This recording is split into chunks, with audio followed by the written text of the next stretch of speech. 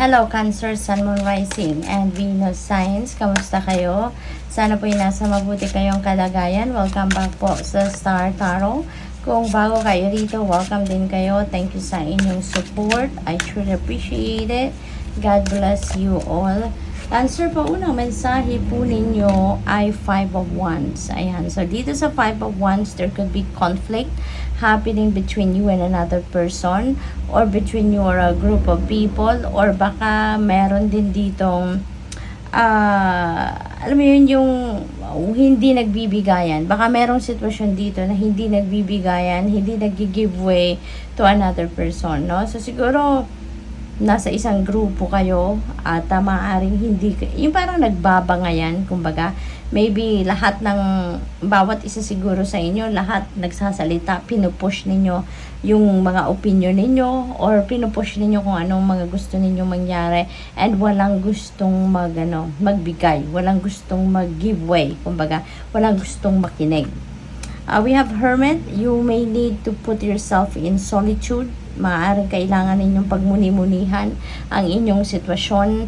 Maaaring yung conflict na to ay nakakapagbigay sa inyo or nagkukos sa inyo ng stress, at maaaring naaapektuhan ang inyong pag-iisip, no? Maaaring nai-stress kayo, hindi makakatulog, maaaring ganon. Kaya you're being invited here to put yourself in solitude at mag-reflect kayo about what is happening, no? Mag-reflect kayo, pag-isipan ninyong mabuti, at saka yun nga, baka din meron kayong divine guidance na kailangang marinig, no? At kaya kailangan ninyo na yung ipagpahinga yung katawan ninyo at makapagpahinga din ng iyong isipan. Kasi when you're quiet, diba, doon ninyo naririnig yung boses ng inyong intuition.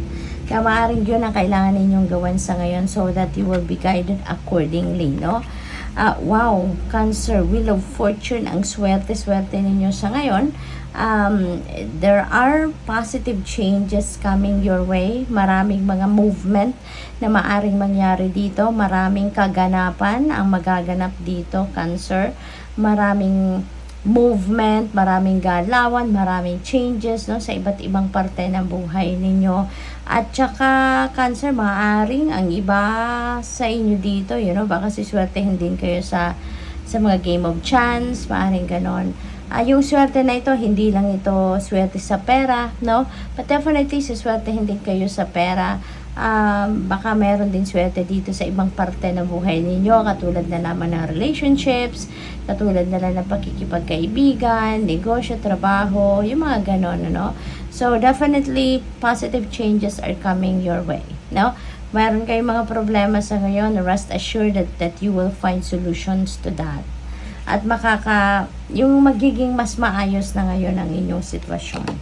King of Pentacles, ayan, ang swerte ninyo talaga sa pera. King of Pentacles is here as well. This signifies wealth. This signifies abundance, prosperity, financial freedom, financial stability. This is all about money, no? Si King of Pentacles, success pagdating sa pera. Si King of Pentacles is an energy na parang kung kayo ito magi-embody kay King of Pentacles, isa na kayong yayamanin. Now you are wealthy, you are nasa tugatog na kayo ng tugumpay pagdating sa money, career, and finances, kung ganon, no? Yung inyong kung i-embody ninyo si King of Pentacles. Kaya most likely, kung hindi man kayo nandoon na sa mga sitwasyon na yon, baka kayo ay papunta na, no? Maybe you are working so hard para makapag-establish na kayo ng inyong finances.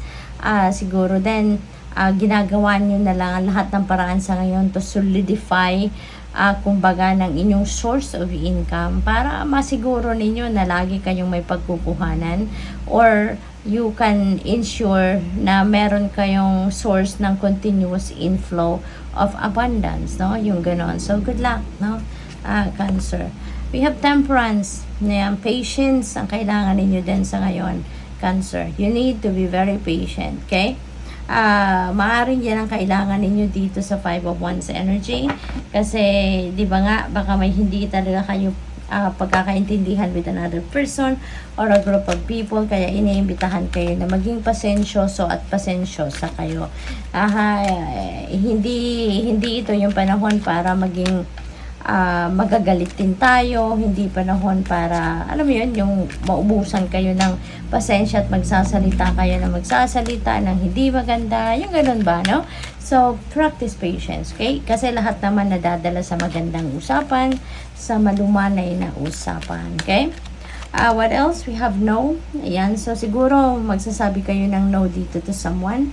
Maaring merong offer sa inyo and you're going to reject that. You're going to say no.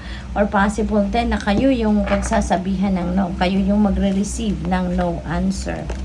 We have opportunity, napakaganda, no? So, since nakakabit siya sa King of Pentacles at saka sa Wheel of Fortune energy, so most likely, meron kayong swerteng parating pagdating sa opportunity na pagkakaperahan ninyo ito. Kung nakikita ninyo ang card, no, yung bumabagsak na mga bilog-bilog na yan, parang gold coin siya, diba?